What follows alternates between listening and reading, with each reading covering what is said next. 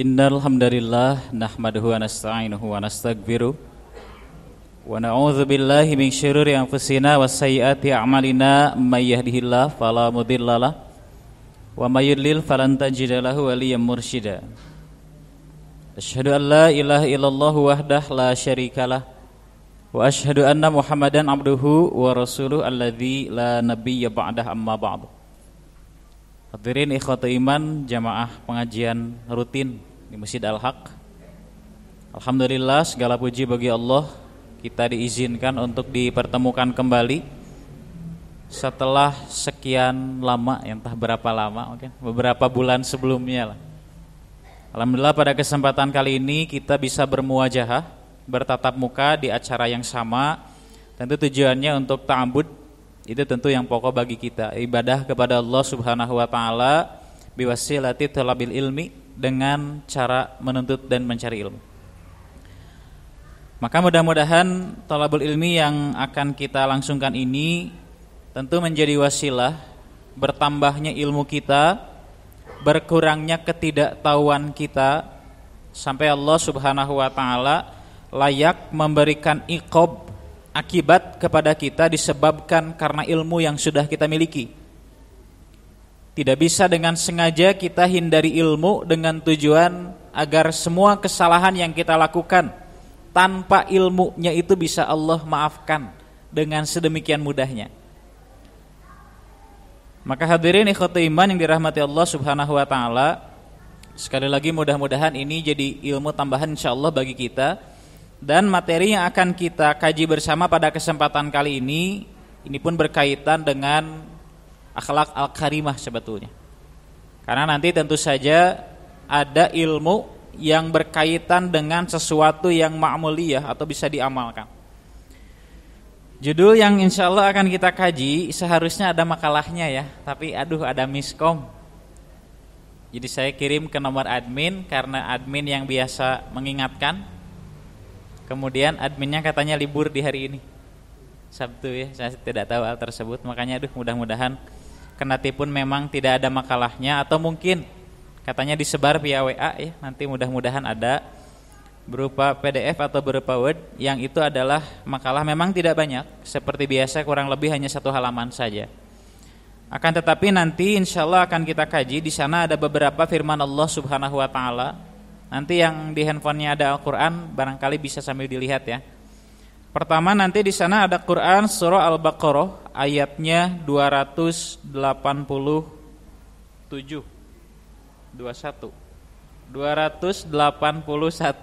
Bukan 7 ya. Kemudian nanti ada Quran surah Al-Maidah ayat ketiga. Nanti kita coba buka dan simak, kemudian kita kaji bersama-sama. Kemudian tentu saja ada hadis sebagai mubayyan, hadis-hadis sebagai penjelas daripada ayat-ayat yang insyaallah sedang akan kita kaji. Tema atau judul yang dibuat itu berkaitan dengan hikmah wahyu terakhir dalam Al-Quran. Jadi ada 2 masalah yang akan kita kaji. Bukan masalah sebetulnya ya, karena masalah itu identik seperti sesuatu yang salah gitu. Akan tetapi ada 2 hal yang ingin kami sampaikan. Pertama, pernahkah kita ditanya ayat terakhir yang turun dalam Al-Quran itu surat apa? Ayat berapa? Apa kita pernah ditanya hal tersebut? Kalau pernah, jawabannya apa? Nah, tidak sedikit di antara kaum muslimin yang jawabannya seperti itu. Qadarullah, setiap hari Senin di pesantren Tatibul Wasiyah ada pelajaran At-Tibyan fi Ulumil Quran karya Imam Ali As-Sabuni. Nah, qadarullah anak yang mengisi materinya itu dengan anak-anak santri. Kemudian kita kaji di sana ada satu tema berkaitan dengan awalu wa akhiru ayatin nuzilat minal Quran. Ayat pertama yang turun dan ayat yang terakhir turun dalam Al-Quran itu surat apa, ayat berapa? Seperti kalau kita ditanya tentang ayat atau surat yang pertama turun dalam Al-Quran, surat apa? Yang pertama turun, kita jawabnya apa? Al-Alaq. Ada ayatnya 1 sampai terakhir kah? 1 sampai 5. Kita jawabnya seperti itu kan. Ternyata ada di antara ulama lain, ini ulama, bukan kaum muslimin, karena kan kaum muslimin nanti ada yang bukan ulamanya, ada yang ke pasarnya gitu. Nah, ada ulama yang yaitu sebagai ulumul Quran, kemudian mufassir juga, yang menjelaskan bahwa ayat pertama yang turun itu adalah Al-Muzammil, ayat pertama. Jadi katakan saja memang selalu ada, bukan perselisihan sebetulnya, tapi perbedaan pendapat terkait mendudukan saat dan waktu ketika ayat ini turun di mana Nabi Shallallahu Alaihi Wasallam, dan ketika ayat yang lain turun Nabi itu sedang apa, sedang di mana. Itu diantara akar masalah mengapa muncul perbedaan pendapat ayat yang pertama turun dalam Al-Quran. Nah, yang akan kita bahas itu lebih kepada ayat yang terakhir diturunkannya.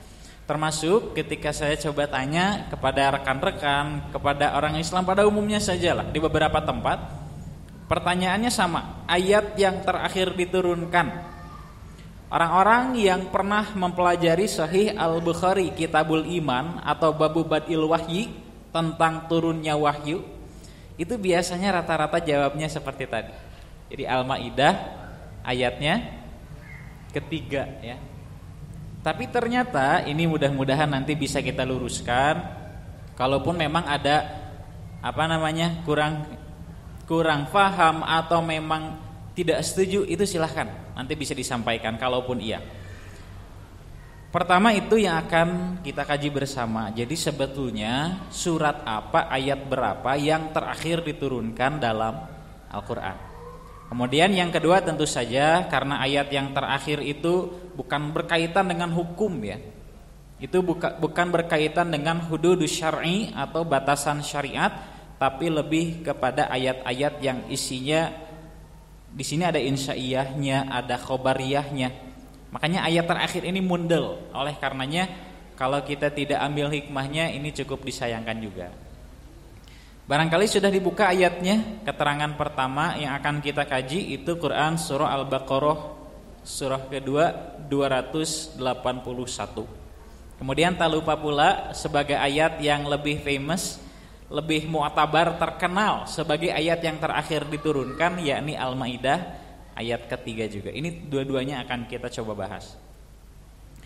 Hadirin ikhwati iman yang dirahmati Allah Subhanahu wa taala, itu diantara latar belakang yang mengapa sebetulnya muncul penasaran kemudian ingin diungkap ke khalayak kaum muslimin berkaitan dengan ayat terakhir yang diturunkan.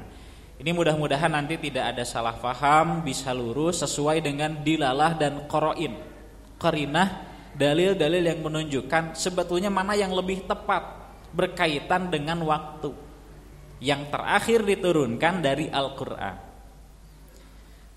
Apabila kita pertanyakan, kalau misalkan kita pernah mendengar hadis awwalu amalin yuhasabu bihil abdu yaumal qiyamah, amal yang pertama dihisab di hari kiamat itu apa?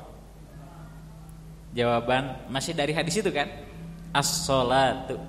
Atau katakan saja as-salatu hiya awwalu amalin. Salat adalah amal pertama yang akan dihisab oleh Allah Subhanahu wa taala di yaumul qiyamah. Kita setuju tidak? Kita beriman saja kan? Ya mau bagaimana lagi, hadis menyebutkan demikian, hadisnya sahih, bisa kita terima, bisa kita yakini. Lain lagi ketika ternyata hadisnya dhaif, kemudian setelah kita periksa pasti dhaifnya, yakin kelemahannya, itu tidak bisa diterima dan tidak bisa jadi satu keyakinan. Umpamanya ketika kita membahas tentang saum di bulan Dzulhijjah dari tanggal 1 sampai tanggal 9, karena tanggal 10-nya kan kita idnya kan, tanggal 10 kita id, walaupun di hadis-hadisnya menyebutkan asyaratu ayyamin, barang siapa yang saum selama 10 hari di bulan Dzulhijjah, itu hadis-hadisnya banyak sekali. Dan ternyata setelah diteliti hampir tidak ada yang lepas dari kedhaifan yang notabene berat. Sampai kalau di kita ada istilah taqwiyatul hadis. Hadis dhaif dia punya jalur lain, sama-sama dhaif, Tapi karena dhaifnya ringan atau sering disebut dengan dhaif muhtamal, ini yang satu sama lain saling menguatkan. Jadi yang dhaif itu naik tingkatannya jadi hasan. Katakan saja tegasnya hasan li ghairihi bukan li dzatihi. Nanti yang dhaif ini jadi terangkat. Nah, hadis-hadis tentang saum 10 hari pertama di bulan Dzulhijjah secara full ya, tanggal 1 sampai tanggal 9 atau mungkin nanti disambung dengan hari lainnya agar genap 10 hari, ternyata kedhaifannya berat. Tapi di sana disebutkan man shoma yauman min Dzulhijjah kana kasiyamid dahri. Barang siapa orang Islam kaum muslimin dia saum di bulan Dzulhijjah walaupun hanya 1 hari. Ini termasuk saum Arafah. Saum Arafah 1 hari kan? Kemarin kita saum. Insyaallah yang saum-saum, mungkin yang tidak mudah-mudahan di kesempatan lain ada waktunya juga. Nah, ternyata ada sabda Nabi yang menyebutkan siapa yang saum 1 hari seolah dia mendapat pahala saum selama 1 tahun. Ada yang tertarik? Masa tidak tertarik kan? Tapi ternyata hadis-hadis yang seperti ini dhaifnya parah, bukan muhtamal tapi dhaif sebut, sampai tidak masuk kategori takwiyah yang tadi, saling menguatkan satu sama lainnya. Nah, ternyata berkaitan dengan saum di bulan Muharram itu sama ya. Ada hal-hal yang dianggap lemahnya juga. Nah, coba kita kembalikan dulu kepada yang pokok ya. Kita kembali dulu ke jalan yang lurus. Jadi mengapa kita mempertanyakan ketika ada pertanyaan bahwa awwalu amalin yuhasabu bihil amdu yaumal qiyamah itu as-shalah. Kita menerima hadisnya sahih, kemudian kita imani sebagai satu keyakinan. Nah, ternyata bagaimana jika kita temukan dalam hadis lain awwalu ma yuhasabu bihil amdu yaumal qiyamah, adamu pernah menemukan hadis itu? Awal hal yang paling pertama akan dihisab oleh Allah Subhanahu wa taala itu adalah darah. Kita lebih sering dengar yang mana? Yang sholat atau yang darah? Dua-duanya sah ya, hadisnya sahih itu. Alhasil bisa kita terima. Tinggal masalahnya bagaimana kita mendudukan. Kan seperti tanakud, seperti bertentangan. Hadis satu menyebutkan yang pertama dihisab adalah sholat. Tapi di hadis lain yang sama-sama sahihnya, yang pertama dihisab adalah darah. Nah, ternyata kita tidak bisa langsung menganggap ini tanakud, ta'arudul adillah, dalil yang satu sama lain saling bertentangan, tapi ternyata kita pelajari dulu syarahnya. Oleh karenanya kami temukan ketika hadis yang menyebutkan amal pertama yang dihisab adalah sholat, oh ternyata fil ubudiyah, dalam urusan ibadah. Kemudian hadis lain yang menyebutkan hal pertama yang dihisab itu adalah darah, ternyata itu adalah fil muamalah, dalam urusan muamalah. Barangkali ini sebagai tambahan saja. Barangkali ikhwatul iman pernah mendengar tentang hadis muflis. Hati-hati bukan mukhlis ya. Barangkali ada pemuflis, mohon maaf nih. Ini muflis. Muflis itu orang yang bangkrut kehabisan bekalnya. Kan Nabi pernah bertanya, atadruna mal muflis? Nabi sedang berkumpul sallallahu alaihi wasallam dengan para sahabat. Apakah kalian tahu apa yang disebut dengan muflis? Para sahabat ya dengan jawaban sepengetahuan mereka saja.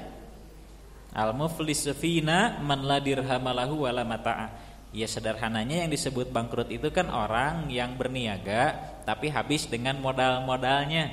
Itu disebut pailit kan begitu. Tapi Nabi sallallahu alaihi wasallam menjelaskan muflis pailit menurut agama Islam. Itu hadisnya silahkan bisa dibaca ya, panjang. Jadi allati ya'tuna yaumal qiyamah bisalatin wa zakatin wa hajjin wa siyamin. Dia nanti hari kiamat datang karena kita semua akan dikembalikan kepada Allah Subhanahu wa taala, kemudian amal yang kita lakukan akan dipertanggungjawabkan. Itu yang baik atau yang buruknya. Itu kan akidah kita ya. Tapi orang-orang yang muflis ini sama. Dia datang ke hadapan Allah Subhanahu wa taala pada hari kiamat dengan membawa pahala-pahala yang tadi. Salatnya, zakatnya, saumnya, mungkin juga dia pernah berhaji, semua amal solehnya dia bawa. Akan tetapi waqad ya'ti, ia pun datang ke hadapan Allah, qad syatama hadza, pernah mencaci maki orang ini, wa dzalama hadza, pernah menzalimi orang ini, wa syatama safakada hadza. Jadi zalim ia, mencaci ia, bahkan sampai menumpahkan darah orang yang tidak berhak. Nah, orang-orang yang seperti ini oleh Nabi SAW dinyatakan muflis. Makanya secara dilalatul isyarah atau isyarat secara kontekstual ini menggambarkan kepada kita agar kita seimbang antara ibadah dan muamalah. Kalau kita orang-orang yang semangat beribadah kepada Allah, yang wajib-wajibnya pasti, sholat wajib, saum yang wajib itu tidak tertinggal. Tapi kita pun perhatian terhadap amal-amal yang sunat, seperti sholat-sholat sunat, rawatib atau mandub nafilah yang lain, saum-saum sunat kita laksanakan. Nah, amal yang itu imbangi dengan baiknya muamalah kita dengan mukmin yang lain. Kenapa? Karena ternyata orang-orang yang soleh di dunia dengan amal-amalnya yang segudang itu, sholatnya rajin, saumnya luar biasa, amal-amal yang sunat bisa dawam, ini kan the best pisan atau gitu, luar biasa. Tapi ketika dihadapkan ke hadapan Allah dan dia tidak pernah meminta maaf, mudah menzalimi orang lain, mudah mencaci orang, orang seperti ini rugi di akhirat. Itu jika urusannya tidak selesai di dunia. Nah, hadirin ikhwati iman yang dirahmati Allah Subhanahu wa taala, ini kami sampaikan bahwa ad-damu atau darah dari seorang mukmin yang dikeluarkan bukan pada haknya itu sangat diperhatikan oleh Allah Subhanahu wa taala. Oleh karenanya wajar awalu ma yuhasabu bihil amdu yaumal qiyamah ad-damu. Mengapa darah sampai yang pertama akan dihisab oleh Allah Subhanahu wa taala? Karena dalam urusan muamalah ini penting sekali. Nanti berkaitan dengan al-mal, berkaitan dengan ad-damu, berkaitan harta, kemudian darah, yang ketiga kehormatan, a'rab. Nah, ini urusan muamalah. Oleh karenanya perpindahan hak milik dalam agama Islam itu tidak ada yang tidak jelas. Silahkan ya, coba kita hisab. Yang namanya sedekah itu jelas perpindahan hak miliknya dari si A kepada, bahkan di kita sampai ada kwitansinya kan, sebagai alat transaksi, sebagai bukti yang memang mukatabah dalam agama Islam atau catat mencatat dalam urusan iktisad itu sangat dianjurkan dalam agama Islam. Kemudian urusan darah, jika kita umpamanya ya memukul seseorang, menampar seseorang sampai darahnya keluar, nah darah yang itu yang akan dihisab oleh Allah Subhanahu wa taala. Ini sangat penting sekali, mengapa perlu disampaikan. Nah, hal pentingnya mengapa kami bandingkan ayat bahasan yang sedang kita bahas dalam pembahasan wahyu terakhir ya dengan amal pertama, hal pertama yang akan dihisab di yaumul qiyamah. Karena ternyata perbedaan sudut pandang itu benar-benar menjelaskan sesuatunya. Seperti jika amal pertama yang dihisab adalah sholat, itu kan dalam urusan apa tadi? Ibadah. Kemudian di hadis ini menyebutkan yang pertama dihisab adalah darah, itu dalam urusan apa? Itu muamalah. Nah, pertanyaannya, ketika ada yang menyebutkan ayat terakhir yang turun dalam Al-Quran adalah Al-Ma'idah ayat ketiga, kemudian yang lain menyebutkan Al-Baqarah 281, tinggal nanti seperti tadi saja metodenya, sudut pandangnya dari mana sampai berasumsi bahwa ayat yang terakhir ini adalah Al-Ma'idah 3, yang satu lagi Al-Baqarah 280. Nanti sudut pandang yang akan benar-benar memberikan diferensiasi ya, atau perbedaan yang signifikan. Coba kita baca dulu ayatnya. Kalau yang ada Al-Quran bisa disimak saja ya. A'udzu billahi minasyaitonir rajim. Wattaqu yawman turja'una fihi ila Allahi thumma tuwaffa kullu nafs kullu nafsin ma kasabat wa hum la yuzlamun. Insyaallah ayatnya hanya itu saja ya, karena pendek kan ya. Al-Baqarah 281. Adapun Al-Maidah ayat ketiganya memang cukup panjang juga. tapi kalimat yang jadi wajhul istidlal, alasan dari dalil tersebut, kalimat yang sering dianggap sebagai ayat terakhir mulai dari ungkapan al-yauma akmaltu lakum dinakum wa atmamtu alaikum ni'mati wa raditu lakumul islama dina. Nah, mulai dari sana sebetulnya sampai muncul pendapat yang turun terakhir itu Al-Maidah. Tapi yang lain Al-Baqarah katanya 281. Nah, nanti akan seperti apa cara kita menyelesaikan, katakan saja dua dalil yang terlihat seperti ta'arud, saling bertentangan satu sama lain. Kemudian mungkin hal yang perlu kita ketahui juga, ada 4 metode yang diterapkan oleh ulama hadis dan ulama fikih ketika mendapati ada dalil yang dianggap tanakud, ta'arud atau bertentangan dalam bahasa kita. Pertama itu dengan al-jam'u, yang kedua dengan at-tarjih, yang ketiga dengan at-tansikh, yang keempat dengan at-tawaqquf. Ini kalau dalam ayat Al-Qur'an tidak sepenuhnya berlaku, karena Al-Qur'an itu kan tidak ada yang dhaif ya. Yang dhaif itu hadis. Kalaupun memang dhaif, nanti diberlakukan lebih kepada hadis, tapi kiranya ini pun perlu kita ketahui. Nah, cara kita mendudukkan agar dua ayat yang seperti tanakut tadi seperti apa? Nah, kita simak dulu ayatnya. Tadi Allah Subhanahu wa taala memfirmankan dalam ayat tersebut, wattaqu yauman turja'una fihi ilallah. Dan hendaklah kalian bertakwa kepada Allah. Peliharalah diri kalian, takutlah kalian kepada Allah tentang satu hari di mana kalian akan dikembalikan kepadanya, alias kepada Allah Subhanahu wa taala. Makanya tadi saya ketika di mihrab dengar mukaddimah menyebutkan ada pengumuman pemadaman listrik ya. Kemudian kita siap siaga. Tapi ketika kita mendapati informasi dalam Al-Qur'an bahwa kita akan diwafatkan atau kullu nafsin dha'iqatul maut, kira-kira apa yang telah kita persiapkan? Nah, ini diantara hal yang pas pisan gitu ta. Kenapa? Karena memang apabila kita simak kembali, kadangkala manusia itu baru mulai perhatian ketika halnya dirasa dekat.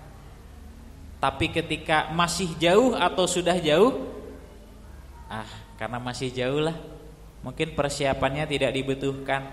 Pertanyaannya, informasi dari manusia berkaitan dengan hal-hal yang sifatnya duniawi ya, kadangkala kita gerecep. Kita persiapannya lebih serius karena tahu bahwa itu akan terjadi. Apalagi dalam waktu yang dekat, kan sampai diberitahu ya, dalam hari esok, dalam 2 hari insya Allah akan ada pemadaman serentak. Kita tahu nih akan terjadi. Tapi apakah pemadaman serentak 100% akan terjadi? Kita tidak tahu. Ini rahasia Allah Subhanahu wa taala. Tapi berdasarkan perhitungan mereka, orang-orang yang mengerti di bidang listrik gitu ya, ini akan terjadi pemadaman, harus dipadamkan dulu secara serentak. Walaupun pada hari H-nya mungkin tidak terjadi juga. Nah, ini ihtimalat yang memang di luar rahasia Allah Subhanahu wa taala, kita tidak tahu. Nah, pertanyaannya, ketika kita mendapati wahyu dalam Al-Qur'an kullu nafsin dha'iqatul maut, apa yang menyebabkan kita kurang mempersiapkan? Dan itu hal yang perlu kita tanyakan kepada diri kita sendiri. Jadi amal-amal soleh yang kita lakukan sampai saat ini itu adalah di antara hal yang seharusnya jadi persiapan untuk kita. Kita melakukan kesolehan, menghindari kemaksiatan, ini tujuannya agar ketakwaan kita kepada Allah. Dan ketakwaan kita tentang satu hari di mana kita akan dikembalikan kepada Allah, yang dimulai dengan al-maut alias kematian. Bahkan dalam hadis-hadis banyak diungkap al-maut babul akhirah atau fa innal mauta babul akhirah. Kalau kita menyangka bahwa alam akhirat itu bisa dites terlebih dahulu, pernah dengar ada yang tes alam kubur? Itu sampai ada yang bikin videonya katanya. Alam kubur dengan kuburan itu tidak sama ya. Jadi ini perlu kita bedakan. Nah, ketika orang sudah di alam kubur itu tidak ada pintu kecuali hanya melalui kematian. Karena di sanalah awal pintu alam akhirat. Perjalanannya nanti dari alam kubur, kemudian padang mahsyar, yaumul mizan, dan seterusnya. Nah, jika dengan kewafatan, dengan kematian kita diingatkan oleh Allah Subhanahu wa taala, itu dengan ayat yang seperti tadi. Ayatnya kan khabariyah ya. Berita dari Allah bahwa setiap yang berjiwa itu akan mati, akan diwafatkan oleh Allah Subhanahu wa taala. Tapi coba kita lihat, ini ayat bukan khobariyah, bukan berita. Karena ayat dalam Al-Quran itu kan hanya dua jenis ya. Pertama yang disebut dengan ayat-ayat insya'i, artinya isinya itu perintah atau jika tidak larangan. Tinggal nanti kita lihat, kalau ayat ini ada perintahnya tidak, kalau tidak ada larangannya tidak. Kalau masih tidak ada, oh berarti ini khobariyah. Kalau ada perintah atau kalau ada larangan atau mungkin ada dua-duanya, oh berarti ini ayat insya'iyah. Tapi ternyata ulama mufassir menyatakan ada satu jenis ayat lain. Ayatnya khabariyah, berita, tapi isinya insya'iyah. Sering disebut dengan khabari bimaknal insya'i. Memang seperti Allah itu sedang memberitakan kepada kita. Kaum Nabi Musa, mereka apa dalam ayatnya itu? Wa idz qala Musa liqaumihi ya qaumi innakum dzalamtum anfusakum bittikhadhikumul ijla. Kaum Nabi Musa yang menyekutukan Allah Subhanahu wa taala dengan menjadikan al-ijlu atau patung anak sapi betina sebagai sesuatu yang disembah, kan ada perintahnya dari Nabi Musa. Itu kan bagi kita khabariyah. Tapi maknanya itu insya'i yang menunjukkan hati-hati dengan syirkun billah. Hati-hati dengan menyekutukan kepada Allah, karena kaum Nabi Musa saja sampai diperintah untuk faqtulu anfusakum, betul kan? Itu cara taubat yang terjadi pada syariat Nabi Musa alaihissalam. Bagaimana dengan kita? Kalau kita melakukan kezaliman, taubatnya apakah harus dengan bunuh diri? Kalau di kita jadi tidak boleh ya. Jadi mereka itu memang, kalau kita ingin lebih dalam ya berbicara tentang ayat itu, memang sebetulnya setidaknya ada 4 athar. Kalau dikatakan hadis mungkin tidak bisa ya, karena memang tidak sampai kepada Nabi, bahkan sahabat pun masih ragu-ragu meriwayatkan. Penyandarannya hanya sampai tabi'in saja. Tapi ada 4 kisah dari para tabi'in menjelaskan tentang bagaimana olah TKP kejadian ayat tersebut. Hakikatnya bukan mereka bunuh sendiri, bukan. Kalau di kita bahasa bunuh diri itu apa? Saya membunuh diri saya sendiri gitu kan. Tapi ternyata faqtulu anfusakum itu orang-orang yang menyembah al-ijlu tadi atau patung anak sapi betina sebagai bentuk penyekutuan terhadap Allah, mereka diperintah sok saling bunuh satu sama lain. Jadi hakikatnya mereka tidak bunuh diri. Disebut uqtulu anfusakum itu satu sama lainnya yang sama-sama menyekutukan Allah Subhanahu wa taala. Sudah, kita kembali lagi ya. Ini ayat luar biasa sebetulnya kalau kita coba ambil hikmah-hikmah kandungannya ya. Jadi kita coba dalami dulu hikmahnya, kemudian nanti kita bicarakan berkaitan dengan mana yang terakhir, lebih tepatnya berdasarkan dalil-dalil itu. Tadi kita diingatkan oleh Allah Subhanahu wa taala bahkan dengan bentuk insya'i ya. Sekali lagi ini bentuk perintah mutlak tegas dari Allah. Wattaqu, kata-kata wattaqu banyak dalam Al-Quran. Silahkan, kalau yang di handphonenya ada aplikasi Ayah Finder atau Ayah Filter, itu banyak. Jadi lebih dari 40 kalau tidak salah ayat tentang takwa itu, dengan ungkapan yang berbeda-beda, dengan wazan atau timbangan dalam ilmu sharaf yang tidak sama. Di sini pun sama, kita diperintah oleh Allah Subhanahu wa taala dengan ungkapan takwa sebetulnya sama. Tapi di sini takwanya diartikan secara etimologi ya, bukan terminologi, secara bahasa saja. Karena takwa kepada Allah itu adalah taatullah. Kita taat kepada Allah Subhanahu wa taala. Caranya dengan melaksanakan apa yang Allah perintahkan, yang kedua menjauhi apa yang Allah larang. Tapi di sini kata takwanya artinya kita hati-hati memelihara diri kita, jangan sampai kena gitu ya. Jangan sampai terlalu santai sampai kita tidak perhatian terhadap satu hari di mana kita akan dikembalikan kepada Allah Subhanahu wa taala. Makanya hal-hal tadi ya, apa yang disampaikan di mukaddimah, kemudian berkaitan dengan ilmu yang sedang kita kaji, Mudah-mudahan ini bukan jadi sebatas keilmuan saja. Jika ilmu kan insya Allah bisa kita dapatkan di mana saja. Tapi justru yang lebih berharga itu adalah ilmu yang kemudian diamalkan. Itu yang kadang-kala ya luar biasa sekali perjuangan. Kemudian Allah memfirmankan tsumma tuwaffa kullu nafsin. Kemudian kembalikan, diwafatkan setiap jiwa maka sabat atau akan disempurnakan di sini ya. Jadi nanti amal daripada yang telah kita usahakan itu akan dibalas, dan ini ungkapannya luar biasa. Kata-kata wafa yuwafi itu secara bahasa kita sama dengan jazaa ya jazau, al juz'u, bukan bagian saja tapi katakan sebagai balasan. Jadi tuwafa ini ungkapan yang kastanya naik. Jika orang memberi 1000 kepada orang lain, kemudian diberi lagi 1000, itu namanya al-jaza, balasan yang sebanding. 1000 dibalas tidak akan jadi 10.000. Kalaupun dia berharap jadi 10.000 itu tidak bisa. Yang namanya al-jaza itu pasti jadi 1000 lagi. Nah, ungkapan tuwafa diambil dari kata wafa yuwafi, itu balasan dari Allah yang sudah Allah kali lipatkan. Nah, makanya kalau kita lihat tsumma tuwafa bukan tujza'u bahasanya, tapi tuwafa. Ini menggambarkan Allah Subhanahu wa taala melihat amal hamba itu balasannya terus dilipat gandakan. Ini sesuai dengan akidah kita, al-hasanatu bi asyri amsalihah. Kalau satu kebaikan apakah balasannya satu lagi?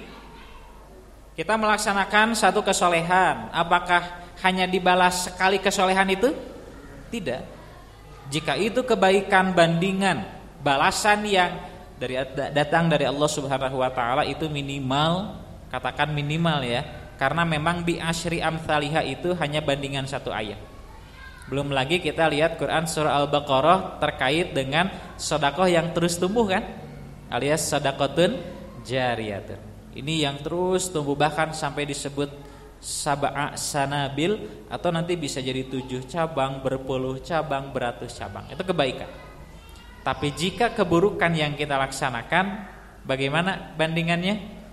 1:1. Tidak ada kelipatan dari keburukan. Kita melaksanakan satu kemaksiatan, kemaksiatan ini dikali lipat, tidak ada ya. Jadi keyakinan bagi kita dalam syariat agama Islam, ketika amal soleh baru ada kelipatan. Tapi ketika yang dilaksanakan adalah amal buruk, tidak akan ada kelipatan. Bahkan ya, kalau kita berbicara tentang niat, amal soleh itu kan harus ada niatnya kan. Tidak bisa dengan tiba-tiba langsung terlaksana, itu pasti ada niatnya dulu. Nah, orang yang baru berniat melakukan kesolehan, lantas kesolehannya tidak jadi karena terkendala, ada pahalanya tidak? Itu ada pahalanya. Amalnya jadi tidak? Amalnya tidak jadi, tapi pahalanya sudah ada kan? Bagaimana dengan keburukan? Waman hamma bisayyi'atin, barang siapa yang ia sudah hamun, masih ingin tapi keinginannya itu baru kalau di kita 50-50 lah. Nanti beda lagi dengan azmun namanya. Kalau ada orang namanya azmi, nah itu tingkatan daripada hamun. Hamun itu keinginan tapi masih dilanda dilema gitu, ragu-ragu ini lakukan atau tidak, yaitu hamun. Tapi jika azmun, ini keinginannya sudah naik lagi. Biasanya sudah semakin terencana, niatnya sudah semakin bulat, itu baru jadi al-azmu. Hadisnya menyebutkan man hamma bisayyi'atin, barang siapa yang ia berkeinginan untuk melaksanakan keburukan tapi ternyata tidak jadi. Dicatat tidak dosa niat daripada amal itu? Itu tidak ada dosa bagi kita. Itu maha rahman dan maha karimnya Allah Subhanahu wa taala. Kita kembali lagi. Makanya kata-kata tuwaffa kullu nafsin ma kasabat ini kurang mulia apalagi. Kalau kita ternyata masih berat untuk beramal ya, dengan ayat ini apakah masih kurang termotivasi kita untuk beramal soleh gitu? untuk senantiasa menjauhkan dari kemaksiatan, dengan sengaja secara sadar menjauhkan diri dari hal-hal yang sifatnya kezaliman. Nah, mudah-mudahan ini memotivasi kita berkaitan dengan hal tersebut. Dan ditutup dengan kalimat wahum la yuzlamun ya tadi. Tsumma tuwaffa kullu nafsim ma kasabat wahum la yuzlamun. Artinya Allah Subhanahu wa taala tidak akan, dalam bahasa kita sasar. Sasar itu orang ini melakukan kebaikan tapi diberikan kepada yang lain gitu. Atau orang ini melakukan kebaikan 10 kan pahalanya sudah dijamin berlipat ganda. Kemudian kurang umpamanya. Nah, wahum la yuzlamun itu kurang lebih seperti itu. Kalau kita kadangkala memberikan jasa orang lain yang berjasa kepada kita, kadang kita lupa ataupun kendatipun kita membalikan jasanya, kebaikannya, budinya, kadangkala tidak sebanding dan sebagainya. Itu manusia. Dan itu sangat manusiawi sekali. Kita lihat lagi ayatnya. Itu pertama dalam Quran surah Al-Baqarah atau surah kedua ayat 281. Jadi silahkan kita cermati lagi terkait dengan kandungan ayat ini, karena memang ayat ini adalah, katakan saja ya, diyakini sebagai ayat terakhir yang turun. Nah, bagaimana dengan Quran surah Al-Maidah ayat ketiga? Ini sebagaimana yang lebih mu'tabar atau terkenal di kalangan kaum muslimin. Kita lihat ayatnya di penggalan ayat itu saja ya, karena jika awal ayatnya kan tentang urusan yang lain kalau tidak salah.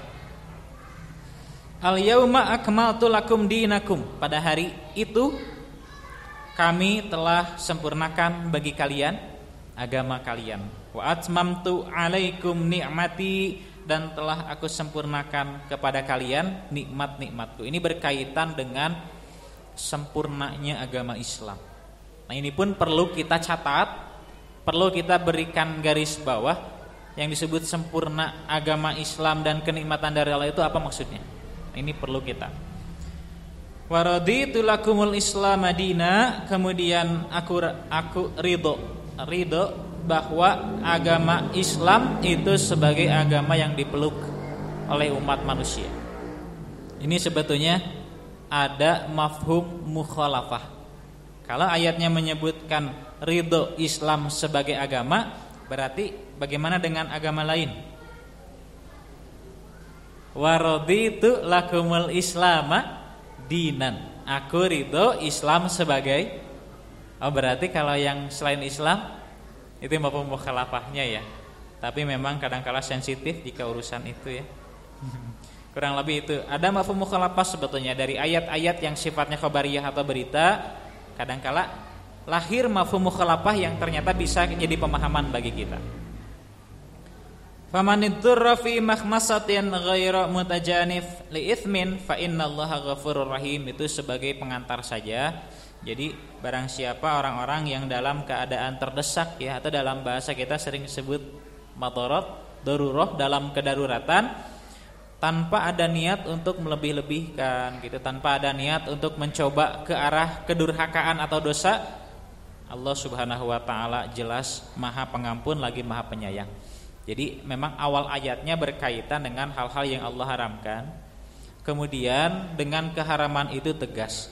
Tapi ketika Allah memfirmankan famanidur ghairu bagin, orang yang dalam keadaan darurah, terdesak, terpaksa harus menjadikan apa yang Allah haramkan jadi halal, jadi mubah. Itu kan kondisinya tertentu ya. Nah, Allah memfirmankan yang seperti demikian diampuni oleh Allah Subhanahu wa taala. Tapi tetap ya, ghairu mutajanifin li ismin, atau dalam ayat yang lain ghairu bagin wala adin, tidak boleh berlebihan, tidak boleh melewati batas. Kita kelaparan di hutan, kemudian yang kita dapati hanya seonggok babi. Kira-kira apa kita akan mempertahankan bahwa babi itu haram, atau kita akan mempertahankan nyawa kita? Kita ambil pilihan yang mana tuh? Mau menghalalkan babi atau mau biarkan saja, itu kan babi sudah diharamkan Allah, biarkan saja saya mati. Mana pilihan kita? Mudah-mudahan mantong ya, mudah-mudahan tidak terjadi lah. Tapi kan maksudnya yang seperti ini tidak mustahil. Dan konsep seperti ini harus tegas dalam ilmu kita harus sikapnya sudah harus ada. Nah, agama Islam ini dalam ayatnya juga tegas. Kita diperbolehkan sesuai dengan yang kita butuhkan saat itu. Ghairu bagin wala adin, hati-hati kalau sudah cukup jangan sampai kelelewihan, melewati batas. Mungkin ternyata daging babi itu enak, bisa dibekal mungkin ya, buat di rumah sehari lagi besok. Apalagi mungkin tambah sambal kan bisa persiapan dulu tuh, nyambal dulu dan sebagainya, itu nggak bisa.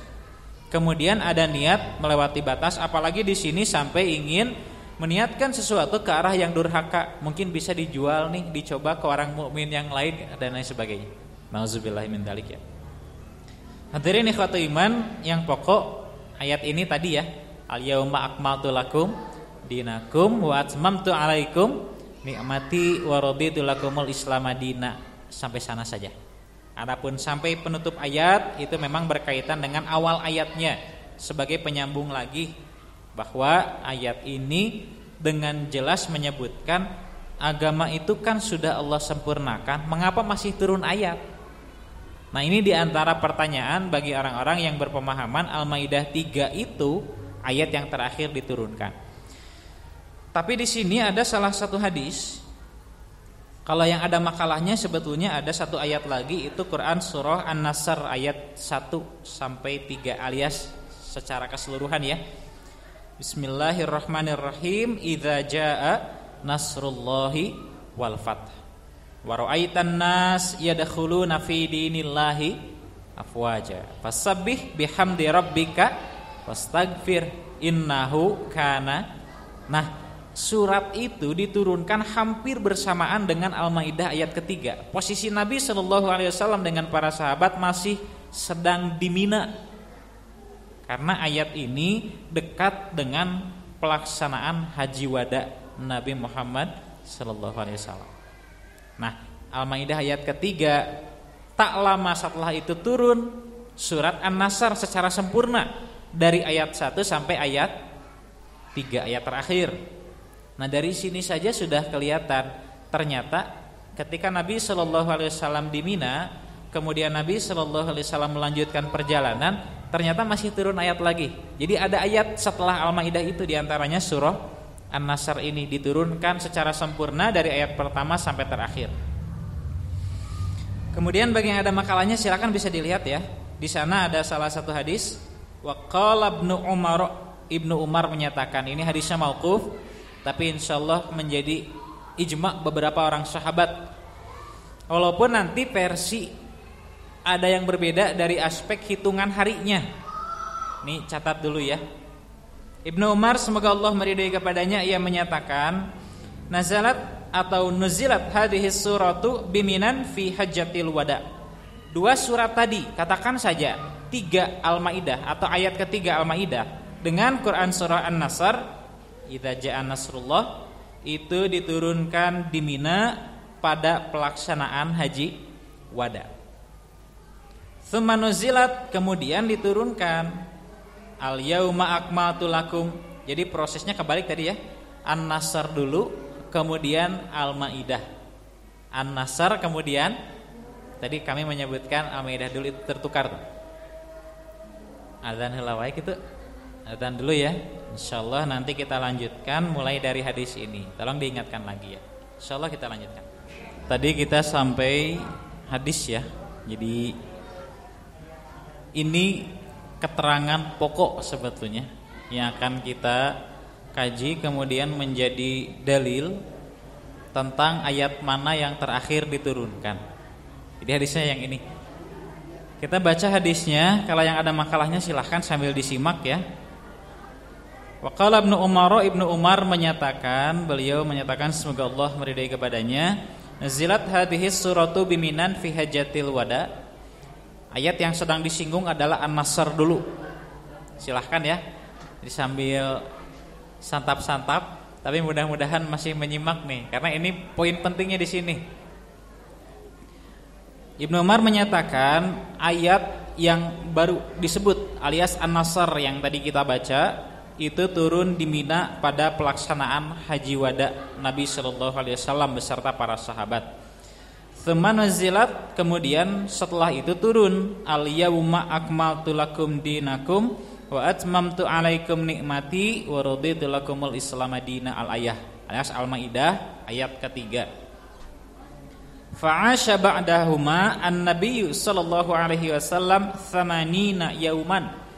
Setelah dua ayat tadi turun, katakan saja Al-Maidah ayat 3 dan Quran surah An-Nasr ya, secara sempurna Nabi sallallahu alaihi wasallam hidup kurang lebih selama 80 hari. Ini mohon maaf ya, menjelang kewafatan Rasulullah sallallahu alaihi wasallam. Jadi dari turun dua surat tadi, Al-Maidah dan An-Nasr, Al-Maidahnya ayat 3, Nabi itu masih diberi umur, masih ada umurnya, alias sekitar 80 hari. Tsumma nuzilat ayatul kalalah, kemudian turun ayat kalalah. Ayat kalalah ini berkaitan dengan waris ya, dalam Quran surah An-Nisa ayat terakhir. Nah, dengan dilalatul ibarah alias dalil secara tekstual, ini bukan kontekstual ya, tapi nasnya menyebutkan bahwa setelah dua surat tadi masih turun Quran surat An-Nisa ayat terakhir yang berkaitan dengan kalalah. Fa'asha ba'daha khamsina yauman, maka Nabi sallallahu alaihi wasallam kan terus berkurang nih. Tersisalah Nabi sallallahu alaihi wasallam sekitar 50 hari. Tadi 80 ya. Kemudian sekarang tersisa 50 hari. Tsumma nazala laqad ja'akum rasulun min anfusikum. Ternyata turun lagi Quran surah At-Taubah.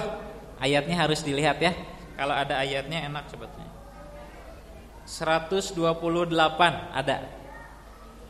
Sungguh telah datang utusan dari diri kalian sendiri, alias bukan dari bangsa selain manusia, tapi datang dari bangsa manusia, bahkan dari bangsa Arab, bahkan dari bangsa Quraisy, bahkan dari Bani Abdi Manaf gitu ya.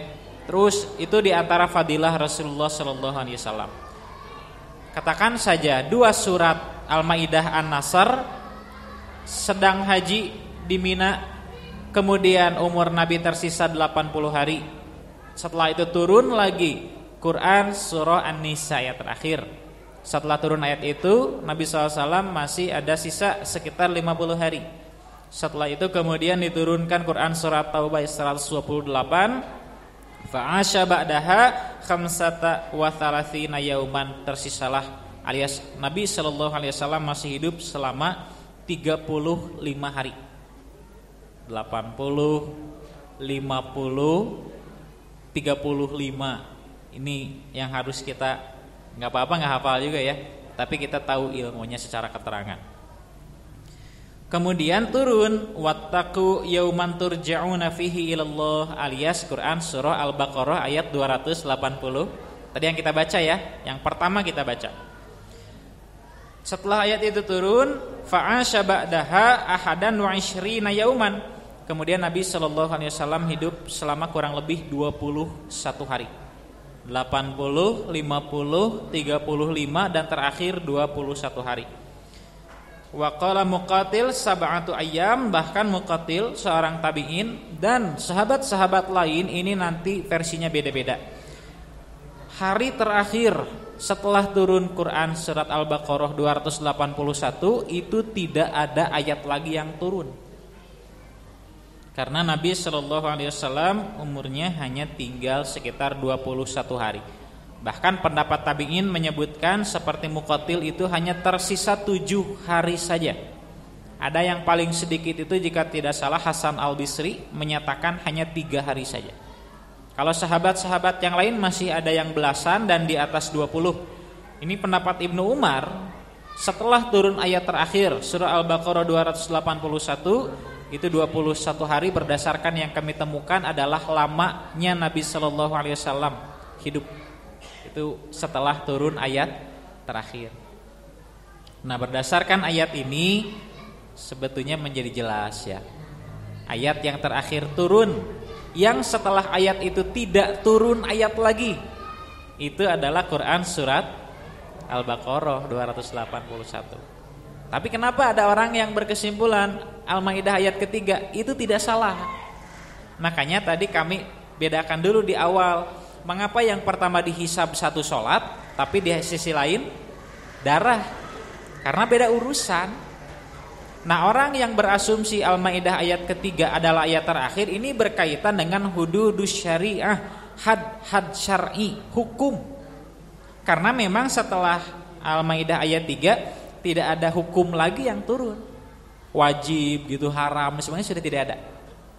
Jadi memang jika yang ditanya ayat yang terakhir turun dalam Al-Quran yang berkaitan dengan hukum, itu surat apa? Itu jawabannya Al-Maidah ayat ke-3. Tapi jika pertanyaannya surat apa, ayat berapa yang turun terakhir, yang sesudah itu tidak turun lagi ayat, Al-Baqarah 280. Makanya yang kita bicarakan ini wahyu terakhir, yang sesudahnya ya kan tidak ada yang menerimanya, karena Nabi SAW pulang ke Ar-Rafiqul A'la, ke hadirat Allah Subhanahu wa taala.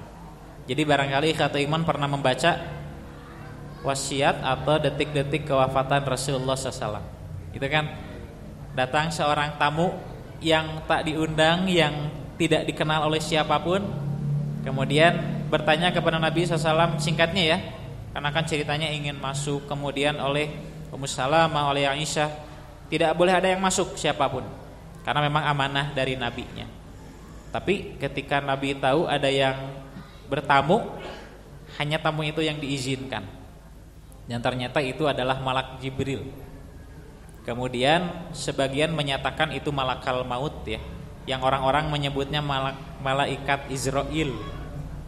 Dia bertanya, ma fid dunya au ma indallah. Silahkan pilih, mau yang ada di dunia alias terus hidup, atau mengambil pilihan untuk di sisi Allah. Kalau kita ditawari seperti itu, apa yang akan kita ambil? Kalau kembali langsung ke sisi Allah, sudahkah kita siap? Aduh, seminggu lagi aja. Mungkin kalau kita nawar ya. Dan memang kita tidak akan ditawari. Itu hanya, ya betul ya, itu hanya nabi-nabi Allah saja. Kalau kita tidak ditawari, kita itu langsung ditembak. Langsung diambil ya. Nah setelah itu Nabi SAW menunjuk ke langit sambil menyatakan Ar-Rafiqul A'la. Tadinya saya mau tema itu sebetulnya, tapi kalau tema itu aduh saya tuh gak kuat ya. Bawaannya tuh apa, kalau di kita itu merinding gak kuat bahasnya. Tapi kalaupun memang harus dibahas ya, insya Allah ya, itu ada di sana itu ada wasiat-wasiat terakhir. Itu yang penting. Mengapa sampai saya pernah dengar ya, ada ulama yang menjelaskan tentang hal itu. Itu memang sensitif ya, buat kita itu pengen nangis terus gitu. Tapi yang kita ambil itu hikmah dan pesan terakhir dari nabinya. Itu penting sekali. Udah, kita kembali dulu nih ke jalan yang lurus. Berdasarkan keterangan dari Ibnu Umar, ini termaktub dalam Al-Qurtubi, bahkan beberapa mukharrij banyak meriwayatkan hadis ini. Tapi kan hadis itu mauquf, memang mauquf, tapi ini insyaallah jadi kesepakatan di kalangan para sahabat ya.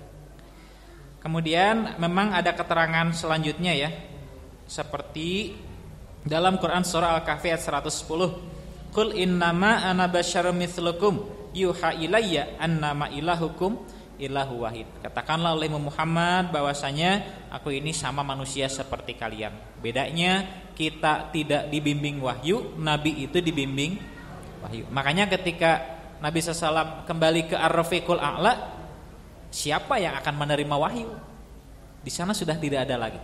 Makanya itulah ayat terakhir yang turun alias Al-Baqarah 281. Faman kana yarju liqa'a rabbih, barang siapa yang ia berharap hal yang baik-baik ketika hari di mana dia bertemu dengan Rabbnya atau Allah, falyamal amalan salihah, maka laksanakanlah amal-amal yang soleh, wala yusyrik bi'ibadati rabbih ahada. Ini hal yang penting. Mau sesoleh apapun kita, kalau kita masih syirkun billah, ini disebutnya iltibas jika dalam agama. Kita itu seperti mencampurkan kopi dengan gula. Rasanya gimana? Kopi dengan gula, kopi hidung kan the best ya. Tapi kalau iman dengan syirik itu luar biasa bahayanya. Sampai itu berdasarkan sebagian riwayat disebut sebagai adzulmul akbar. Zalim dengan tingkat yang paling tinggi itu adalah menyekutukan Allah Subhanahu wa taala. Kemudian keterangan selanjutnya ini adalah hadis an Shaddad bin Ausin radhiyallahu anhu qala, dari Shaddad bin Aus semoga Allah meridai kepadanya menyatakan qala Rasulullah sallallahu alaihi wasallam al-kayyis man dana nafsah wa amila lima ba'dal maut. Kalau kita bertanya orang yang cerdas itu seperti apa? Kalau standar manusia kan pertimbangannya IQ. Tapi kalau di Nabi sallallahu alaihi wasallam itu lain lagi. Seperti pertanyaan Muflis tadi saja. Yang bangkrut itu apa? Yang seperti apa? Kita kan jawabannya mungkin duniawi. Tapi Nabi SAW tidak. Lebih perspektifnya itu ukhrawi, lebih futuristik lagi, lebih ke arah masa depan ya. Begitu pula ketika Nabi SAW menjelaskan berkaitan dengan cerdas dan tidak cerdas gitu ya. Yang sebut cerdas itu adalah orang-orang yang dana nafsah wa amila lima ba'dal maut. Dia menahan nafsu itu yang buruk-buruknya diarahkan kepada yang baik. Nafsu itu kan tidak bisa dihilangkan ya. Itu manusiawi sekali, manusia diberkahi nafsu oleh Allah Subhanahu wa taala, tinggal kita sebagai manusia mau ditempatkan di mana. Apakah di atas segalanya kita jadi binatang atau bahkan lebih sesat dari. Tapi kalau nafsu yang Allah anugerahkan kepada kita arahkan, itu jadi ibadah pada saatnya. Ini yang luar biasa. Selain daripada dia menahan nafsu, dia pun amila lima ba'dal maut. Dia mempersiapkan, melaksanakan ini bukan untuk hari ini. Kadangkala kita baru mau beramal jika hasilnya yakin. Tapi Nabi SAW menggambarkan jika dia cerdas, dia baru akan beramal kendati pun hasilnya gaib bagi manusia. Ya kan, pahala di sisi Allah tidak jelas. Tidak jelas itu kapan Allah berikan. Karena bagi mukmin pahala balasan dari Allah itu bisa di dunia, bisa juga di akhirat. Itu bagi orang-orang yang beriman. Wala ajiz, sedangkan orang yang tidak cerdas, man atba'a nafsah hawaha.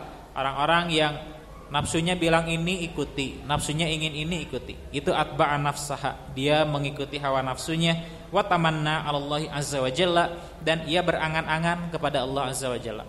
Ketika ditanya mau surga, mau neraka, kita mau apa? Mau surga, mau neraka? Mustahil ada yang jawabannya neraka. Tapi ketika atba'a nafsahu hawaha, itu namanya tamanni, bukan taraji. Harapan, angan-angan, cita-cita dalam bahasa Arab itu sering disebut dua. Pertama ada tamanni, yang kedua ada taraji. Tamanni dalam bahasa kita sering disebut dengan angan-angan. Seperti kita berharap bisa menjadi anak kecil lagi gitu. Ingat ketika anak-anak bisa main apa saja, sesudah bermusuhan beberapa menit langsung main lagi, kan anak-anak kayak gitu ya. Tapi kalau orang dewasa bermusuhan itu bisa sampai lama sekali. Nah, ingin rasanya kita kembali menjadi anak-anak lagi, itu namanya tamanni, itu angan-angan. Tapi kalau taraji itu seperti kita menggapai cita-cita yang jalannya itu kita telusuri terus, itu taraji namanya. Atau kita sering menyebutnya dengan harapan ya. Makanya di sini disebut dengan ungkapan tamanna 'alallahi azza wa jalla. Ia ingin Allah itu memberikan rahmatnya, magfirahnya, surganya, Allah menjauhkan dirinya dari neraka. Tapi nafsu yang dibisikkan dalam hatinya tidak dikonter, langsung saja diikuti tanpa pertimbangan. Nauzubillah ya. Itu mudah-mudahan jadi bekal kita bahwa kita bukan ingin menjadi orang yang cerdas dalam pandangan agama Islam. Tapi ini gambaran secara tidak langsung ketika kita memiliki karakter seperti ini, dan nafsah wa amila lima ba'dal maut, artinya kita adalah orang yang cerdas gitu. Terakhir sebagai penutup, sami'atu Abu Hurairah, ada seorang tabi'in yang mendengar Abu Hurairah yaqulu, ia menyatakan, semoga Allah meridai kepadanya, qala Rasulullah sallallahu alaihi wasallam, Rasulullah sallallahu alaihi wasallam bersabda, aklafu sebentar ya, ini kecil sekali. Oh iya, aklafu atau iklifu minal amali ma tutiqun. Bebankanlah diri kalian dengan amal yang kalian mampu. Kita itu kan makhluk mukallaf ya. Makhluk yang hamba Allah yang dibebankan dengan syariat-syariat dari Allah. Makanya di sini perintahnya iklifu, taklif, tugas, beban dari Allah Subhanahu wa taala ambil oleh kalian matutiquna yang kalian mampu. Kalau orang Sunda bilangnya tong ngarawu kusiku. Kalau kita mau mengambil sesuatu itu dengan jari kita, bukan dengan sikut. Karena sikut tidak ada kemampuannya untuk hal itu. Nah, Nabi SAW menyabdakan kepada kita, kalau kita ingin amal karena kita yakin ingin pahala besar, hati-hati jangan sampai amal itu di luar kemampuan kita. Ini penting. Kenapa? Ada orang yang takalluf namanya, dia itu memaksakan diri, yang ternyata memaksakan diri untuk melakukan kesolehan, tapi bukan jadi ketaatan, malah jadi kemaksiatan. Itu hati-hati. Seperti orang yang saum, dia memaksakan diri, jatuh pingsan, bangun lagi, tidak berbuka. Tapi saya ingin saum, jatuh pingsan lagi, saya ingin saum. Itu namanya bukan lagi taat, tapi maksiat. Itu sabda Nabi ya, hati-hati. Makanya kalau kita akan memaksakan sesuatu dalam beramal, kita pertimbangkan dulu. Nanti ada aspek madharatnya tidak untuk fisik kita, untuk harta kita. Seperti kalau misalkan saya ingin haji, tapi saya tidak punya uang, pinjam tanpa pertimbangan apa-apa, tidak punya income, tidak tahu pendapatannya berapa, entah datang dari mana, kumaha engkewe kumaha Allah gitu. Tidak bisa ya. Tetap harus dengan perhitungan, apalagi ketika memang masih berat bagi dirinya. Ingat sabda Nabi yang ini, aklifu minal amal matutikun. Ambil amal itu yang kita mampu saja, jangan mengambil sesuatu yang di luar kemampuan. Fa inna khairal amali adwamuhu wa in qalla. Karena sesungguhnya amal yang lebih baik itu adalah amal yang dawam, walaupun kuantitasnya sedikit. Makanya pilihannya mau ngambil langsung banyak tapi sekali, atau intens walaupun kecil.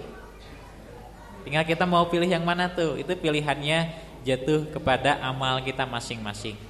Yang lebih baik berdasarkan sabda Nabi Sallallahu Alaihi Wasallam, mending yang kecil pahalanya tapi deres gitu, tapi amalnya dawam, bisa continue, bisa istimror, daripada yang sekali besar tapi kita tidak mampu lagi. Itu sebetulnya dua-duanya baik ya. Kenapa? Karena Nabi menyabdakan khairul amal. Jadi yang tadi baik, yang ini pun. Tapi mana yang lebih baik? Itu jawabannya ya. Hadirin ikhwatu iman yang dirahmati Allah Subhanahu wa taala, mudah-mudahan dua rumusan masalah gitu ya yang tadi kita coba kejar, kita dapatkan itu terpenuhi semua. Pertama, berkaitan dengan kejelasan ayat terakhir turun dalam Al-Quran. Itu mudah-mudahan bisa dipahami. Kemudian yang kedua, hikmahnya. Karena memang ayat ini adalah ayat yang menginformasikan kepada kita, memerintahkan kepada kita agar mari berbekal gitu. Berbekalah dengan amal-amal kita selagi Allah Subhanahu wa taala memberikan kesempatan kepada kita. Karena memang ketika sudah saatnya ajal mempertemukan kita atau bertemu dengan kita, kesempatan untuk beramal soleh itu sudah tidak ada. Tinggal yang soleh berkesempatan, yang masih hidup, untuk mendoakan kepada yang sudah wafat. Makanya tambahan saya sedikit ya, sampai ada hadis yang menjelaskan agar kita itu tidak ngagibah kepada yang sudah wafat. Ya, kita berbicara tentang keburukannya, tentang kezaliman yang pernah dia lakukan semasa hidup. Nabi itu sangat tidak suka. Kenapa? Dia itu kesempatan beramal solehnya sudah tidak ada. Untuk bertaubat itu kan sudah tidak bisa, karena pintunya sudah ditutup oleh Allah. Kemudian kita malah ya ngagibah gitu, atau malah katakan saja apa namanya, kalau kata orang Sunda itu mupuas gitu. Udah diwafatkan, kesempatannya dicabut, diangkat, dihilangkan Allah. Bukannya kita istighfarkan ya, tapi malah kita jelek-jelekan. Itu yang sangat tidak disukai. Kata iman, ibu serta bapak yang dirahmati Allah Subhanahu wa taala, itu kiranya yang bisa disampaikan ya pada kesempatan kali ini. Mohon maaf apabila ada kesalahan ataupun kekhilafan. Terakhir, mudah-mudahan ini jadi ilmu bagi kita, jadi amal-amal yang mampu memotivasi kita ya untuk semakin mempersiapkan bekal kita, karena informasi terkait kewafatan setiap makhluk yang berjiwa itu benar adanya dan datang dari zat yang maha benar, yakni Allah Subhanahu wa taala. Aku qouli hadza wa astaghfirullah li wa lakum, asykuru lakum ala timamikum wa astaghfiru minkum. Rabbana atina fid dunya hasanah wa fil akhirati hasanah wa qina adzabannar. Wassalamu alaikum warahmatullahi wabarakatuh.